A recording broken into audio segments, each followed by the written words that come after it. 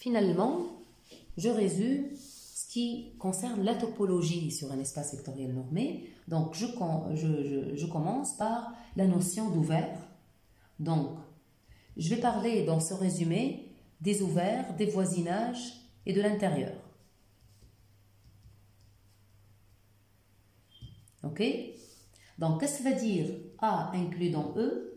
Qu'est-ce que ça veut dire A est ouvert? A est ouvert lorsque pour n'importe quel élément de A, on trouve une boule centrée en cet élément-là et qui soit incluse dans A. Et là, A est ouvert. Ouvert, donc, comme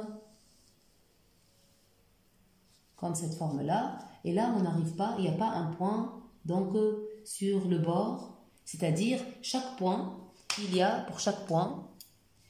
a toute une boule qui l'entoure et qui soit à l'intérieur. Il y a toute une boule qui l'entoure et qui soit à l'intérieur. Ça, c'est la notion d'ouvert. C'est ce que ça veut dire ouvert. Ouvert, c'est pour chaque point, il y a toute une boule qui l'entoure et qui soit à l'intérieur. Donc, une deuxième définition. Quand est-ce qu'on dit que A est intérieur à A? Donc, un point A est dit intérieur à A lorsque il existe une boule aussi telle que le BAR est inclus, telle que la boule centre A de rayon R est incluse dans A. Et là, vous allez dire, donc, quelle est la relation entre les deux, parce qu'on a écrit presque la même chose. On va dire que dans un espace A, il y a des points qui sont intérieurs dans un sous-ensemble A. Donc, A est un sous-ensemble quelconque, ce n'est pas un espace vectoriel ni rien du tout, c'est une partie d'un espace vectoriel.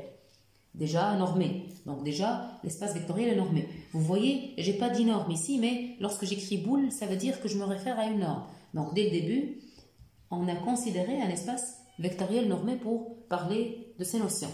Lorsque je dis boule, c'est-à-dire que dès le début, mon espace vectoriel est normé. Donc, il y a des points intérieurs, ça c'est un point intérieur, dans une partie A, il y a des points qui ne sont pas intérieurs. Ce point-là n'est pas intérieur. N'est pas intérieur parce que n'importe quelle boule que je prends, je trouve qu'elle va sortir. Donc, elle sort d'ici. N'importe quelle boule, elle va sortir. Il y a une partie qui sort, c'est-à-dire qu'elle n'est pas incluse.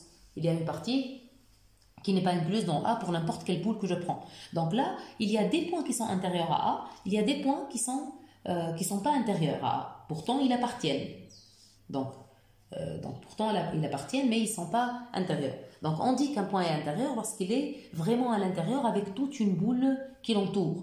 Et là, vous allez constater directement, donc là, on va le noter, on note à rang les points intérieurs à A. Les points qui sont intérieurs à A, on les note à rang. Donc, les points intérieurs à A. L'ensemble des points intérieurs à A, c'est A rang. Donc, en fait, on l'appelle l'intérieur de A carrément. En fait, vous remarquez que si A est ouvert, alors tout point de A, si A est ouvert, alors tout point de A est intérieur à A. Vous allez le remarquer parce que lorsque A est ouvert, on aura que cela est satisfait pour n'importe quel point. Ici, ce n'est satisfait que pour les points intérieurs. Donc, je remarque que les points intérieurs sont déjà inclus dans A. Mais lorsque A est ouvert, je remarque que c'est vraiment égal. Donc, A devient égal à ces points intérieurs. Donc, et là, ça donne que A est égal à A rang. Là, sous l'hypothèse que A est ouvert. Généralement, on n'a que ça. Généralement, A, lorsqu'il n'est pas ouvert, donc A, il peut être de cette façon-là. Lorsqu'il n'est pas ouvert, on n'a pas que tous les points sont intérieurs. Donc, il y a des points qui ne sont pas intérieurs dans le cas général. Dans le cas général, les points intérieurs sont inclus dans A. Dans le cas où A est ouvert, ça devient égal parce que tous les points deviennent intérieurs. Donc, une troisième définition, celle du voisinage. Donc, on dit que A est un voisinage d'un point x0, est un voisinage d'un point x0 si x0 est intérieur à A. C'est-à-dire, si il existe R, strictement positif, tel que toute la boule centre x0 rayon R est incluse dans A. Et là, on dit que A est un voisinage de x0. Donc, finalement, je dis que A est un voisinage de x0 si x0 est intérieur à A, finalement. Donc, voilà. Ici, ce point-là est dit intérieur à A et tout ce A-là est dit voisinage de ce point-là. Donc, ici aussi, ce point-là est intérieur à ce A-là et ce A-là est dit voisinage de ce point x0. Donc, il y a une relation entre les deux. Lorsqu'un point est intérieur à une partie, ce point-là s'appelle intérieur à cette partie et la partie s'appelle voisinage de ce point. Donc, voilà, ça c'est la notion de voisinage. Donc, ce qui est remarquable est que lorsque A est ouvert, A est égal à rang, c'est-à-dire tout point est intérieur à A, et lorsque A est ouvert aussi, A sera un voisinage de tous ces points. Donc, A est ouvert, et c'est même des équivalences. Hein? Donc, A est ouvert si et seulement si tout point est intérieur à A, et si et seulement si A est voisinage de tout point, de tous ces points. Pas de tout point, hein? Voisinage de tous ces points. De tous ces points qui sont inclus à lui, hein, de tous ces points. Pas de tout point dans E, bien sûr, de tous ces points. A est voisinage de tous ces points, donc voisinage, je suis en train d'écrire, donc voisinage A est voisinage de tous ces points. Donc il est ouvert si et seulement si il est égal à son intérieur, et si et seulement si il est voisinage de tous ces points. Chaque point qui appartient à A, donc on sera un voisinage. Et là, A alors est ouvert. On constate que A est ouvert. Ça, c'est pour l'ouvert et la notion d'intérieur et la notion de voisinage. Aussi, il y a la notion de fermé et la notion de point adhérent, d'adhérence. Donc, fermé, A dans E. Quand est-ce qu'on dit que A est fermé? A est fermé. Donc, là, je vais parler de fermé et adhérence. Donc, A est fermé si complémentaire de A, dans E, est ouvert. C'est-à-dire E privé de A est ouvert. Ça, c'est A est fermé. En même temps, on dit que soit A dans E, on dit que A est adhérent à la partie A si, pour toute boule que je considère, je trouve que cette boule-là doit couper A quelque part. C'est-à-dire l'intersection est non vide. N'importe quelle boule doit couper le grand A quelque part. Donc, peut-être il serait mieux que je l'appelle x0 ici, ne pas l'appeler A pour ne pas croire que c'est un élément de grand A. Donc, on dit que x0 quelconque, on dit que x0 est adhérent à A si, pour tout R que je prends, la boule de centre x0 de rayon R doit couper A. Donc, A peut être de cette forme-là. Mais ce point-là qui est sur le bord, il n'appartient pas. Mais il est adhérent. Pourquoi il est adhérent? Parce que n'importe quelle boule que je prends, je trouve qu'elle coupe A. Même si je diminue la boule, je trouve toujours qu'elle coupe A. C'est-à-dire que ce x0-là, il est si proche de la partie A, donc ça c'est la partie A, il est si proche de la partie A que n'importe quelle boule de centre x0, elle va couper A quelque part. Donc voilà, ça c'est la notion d'adhérent. Donc on va appeler A bar l'ensemble des points adhérents à A. Des points adhérents à A. Et là on remarque que A est inclus dans A bar parce que tout simplement n'importe quel point de A, déjà il va vérifier ça parce qu'il coupe A en ce point-là. La boule va couper A en ce point-là lorsqu'il appartient. Donc, déjà, les points qui sont dans A seront adhérents à A. Donc, il y a cette inclusion, mais le A bar peut contenir d'autres points qui ne sont pas dans A. Pour le fermé, le complémentaire est ouvert, donc les fermés auront toujours, pas toujours, mais une représentation, elle sera comme ça, c'est-à-dire que le complémentaire, il sera ouvert, c'est-à-dire, voilà, tout le bord, il est dans A. Ça, c'est un peu la représentation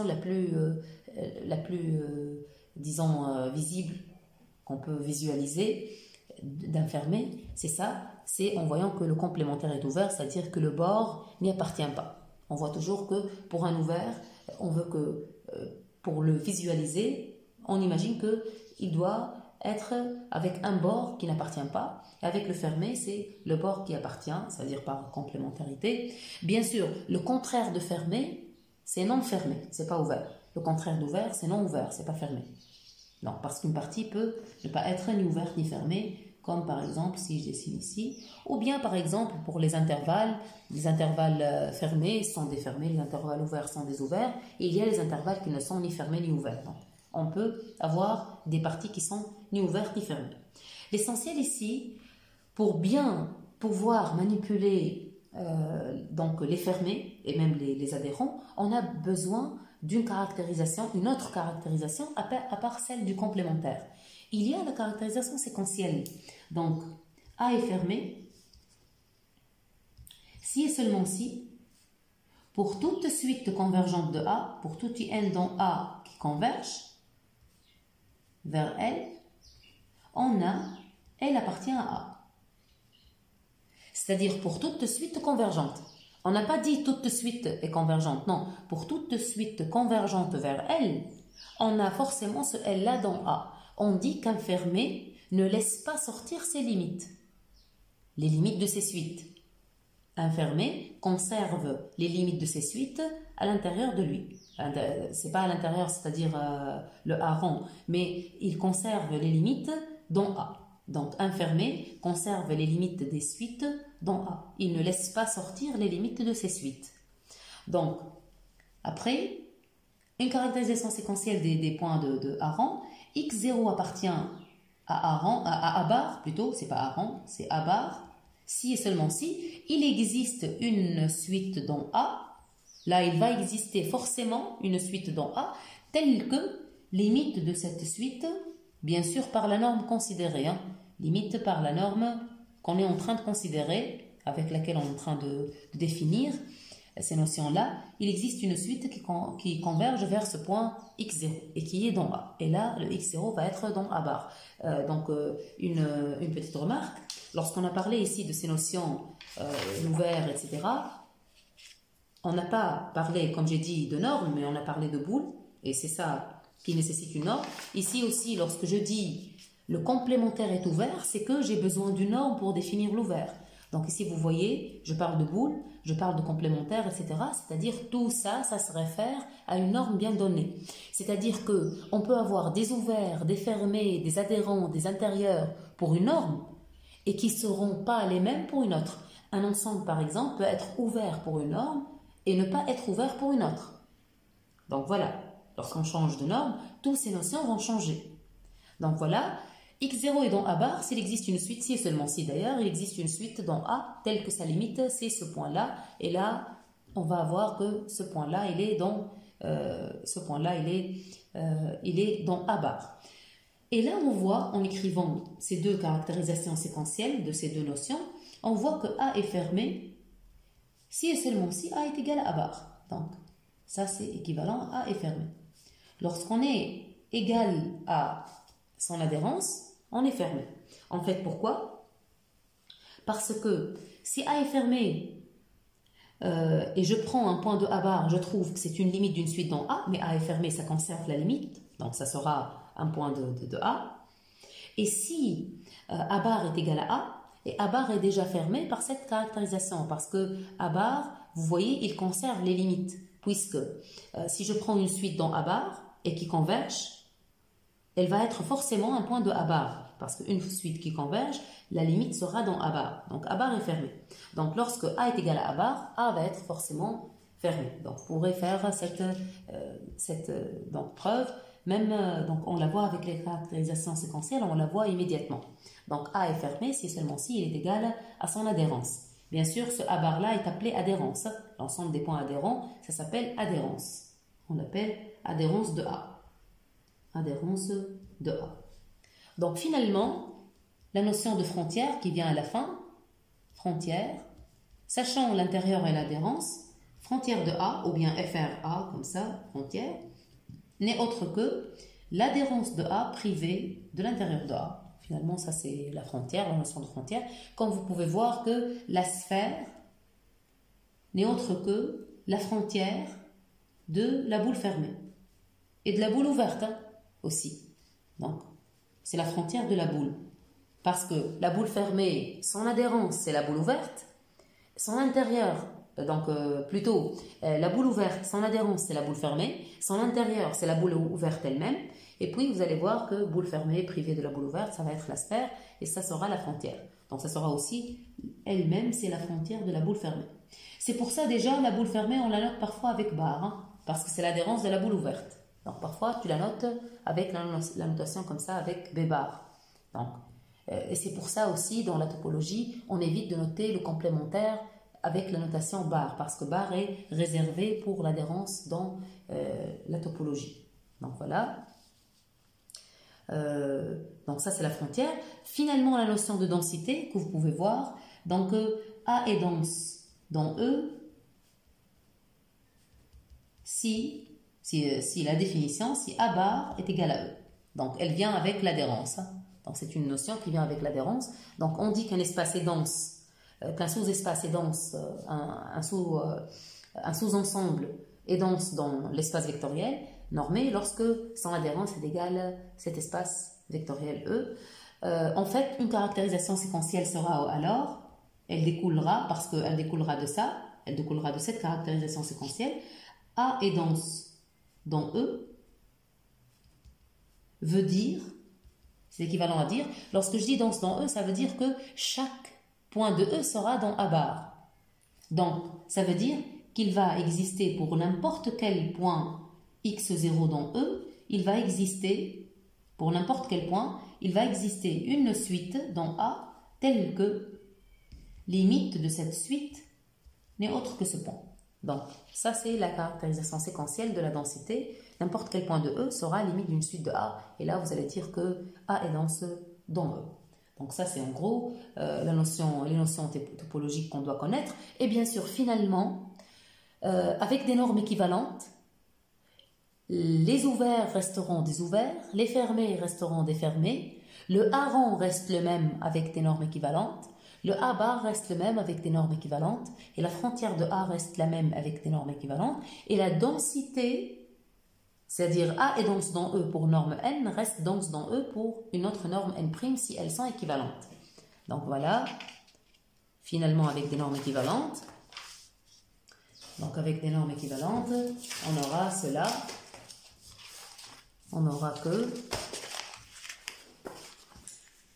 donc, si n et n' sont équivalentes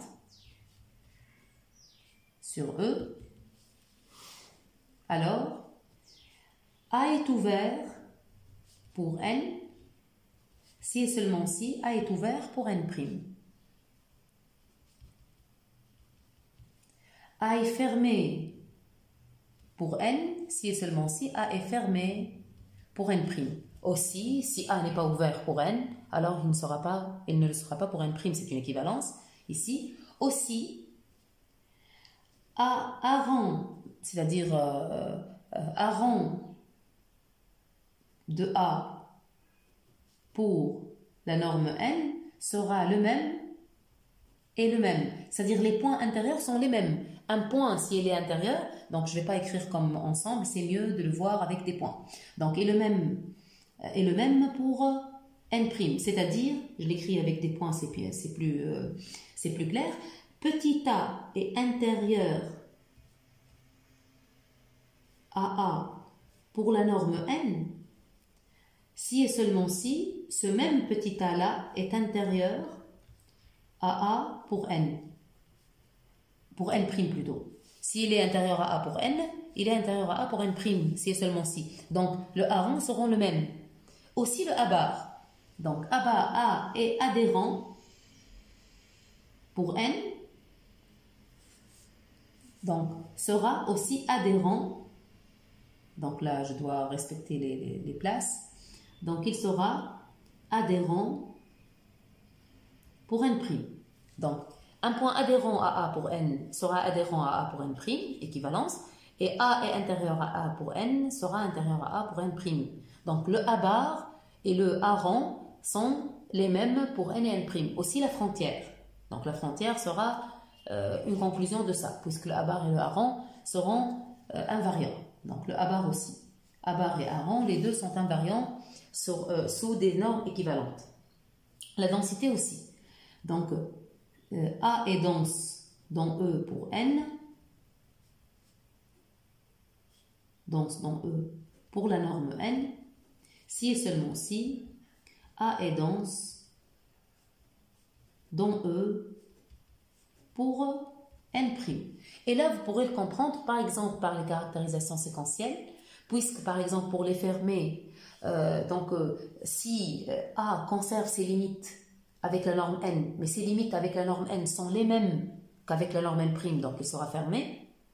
Donc, avec l'ouvert, on le comprendra avec le complémentaire, puisque le fermé reste fermé, donc son complémentaire reste ouvert, avec des normes équivalentes. Aussi, pour le A bar, on peut le comprendre avec les suites, puisque les normes équivalentes conservent le passage à la limite. Donc voilà, et ça conserve alors le A rang, le A bar, et ça conserve aussi le A rang, parce qu'il y a cette sorte d'inclusion de boule. Donc l'inclusion de boule, elle est conservée. Voilà, donc ça c'est en gros les définitions et sous les normes équivalentes. Bien sûr ici, vous devez donc savoir des propriétés sur les fermés et les ouverts telles que réunion quelconque d'ouvert est un ouvert, intersection finie d'ouvert est un ouvert, réunion finie de fermé est un fermé, intersection quelconque de fermé est un fermé. Donc là, vous devez aussi consulter ces propriétés-là, mais ça c'est juste un résumé pour les définitions, pour comprendre les définitions. Voilà, donc c'est en gros ce qu'on doit savoir. Donc j'ajoute les propriétés que je viens de dire maintenant. Donc je les ajoute quand même. Donc après les normes équivalentes. Réunion d'ouvert est un ouvert. Donc réunion quelconque. Donc réunion finie de fermé est fermé. Donc intersection finie d'ouvert est un ouvert. Intersection quelconque de fermé est un fermé. Donc voilà, ça c'est quelconque. Ça c'est fini, ça c'est fini, ça c'est quelconque. Donc, réunion quelconque d'ouvert. Réunion finie de fermé est un fermé. Intersection finie d'ouvert est un ouvert. Intersection quelconque fermé est un fermé. Donc, vous pouvez voir ça avec deux paires et ça deux paires. En fait, comment vous pouvez le voir? Si vous retenez cela, son complémentaire c'est intersection quelconque. Si vous retenez l'intersection finie d'ouvert qui est un ouvert, son complémentaire c'est la réunion finie. La réunion finie, c'est le complémentaire de l'intersection finie qui sera un fermé. Donc ça, c'est parmi les trucs qu'il faut savoir sur les ouverts et fermés. Et bien sûr, on consulte toujours le cours pour d'autres exemples et remarques et propriétés. Mais comme étant un résumé, c'est ce qu'il faut savoir en gros sur la topologie, sur l'espace vectoriel normé.